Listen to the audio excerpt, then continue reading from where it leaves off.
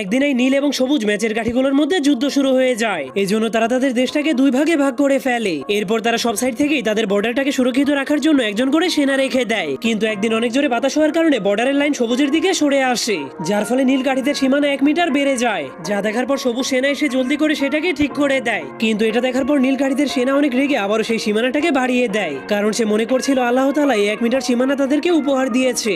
এজন্য সে অনেক রেগে সেই সীমানাটাকে নেওয়ার জন্য সবুজ কাঠিটার সাথে লড়াই করতে করতে তার কোমর ভেঙে দেয়, যার কারণে সবুজ কাঠিটা নিজের জীবন বাঁচানোর জন্য হামাগুড়ি দিয়ে সেখান থেকে পালাতে শুরু করে দেয়। তখন এই সুযোগটাকে কাজে লাগিয়ে নীল কাঠিটা তাদের সীমানাকে আরো 3 মিটার বাড়িয়ে দেয়। ঠিক তখনই সবুজ সেনাবাহিনীরা এসে তাকে মেরে ফেলে। এরপর নিজেদের সীমানাকে 20 মিটার বাড়িয়ে দেয়। এজন্য নীল সেনাবাহিনীর অনেক বড় একটা দল এসে তাদের উপর আক্রমণ করে দেয়, যার ফলে তাদের দুই দলের মধ্যে ভয়ঙ্কর একটা যুদ্ধ শুরু হয়ে যায়। ঠিক তখন একটা নীল সৈনিক ভয়ঙ্কর একটা মেশিন গান দিয়ে তাদেরকে উড়িয়ে দিতে শুরু করে। এজন্য সবুজ সেনাবাহিনীর একটা ট্যাঙ্কের মাধ্যমে তাদের সবাইকে পিষে ফেলতে শুরু করে। কিন্তু তখনই নীল সৈনিকেরা ব্যারিকেড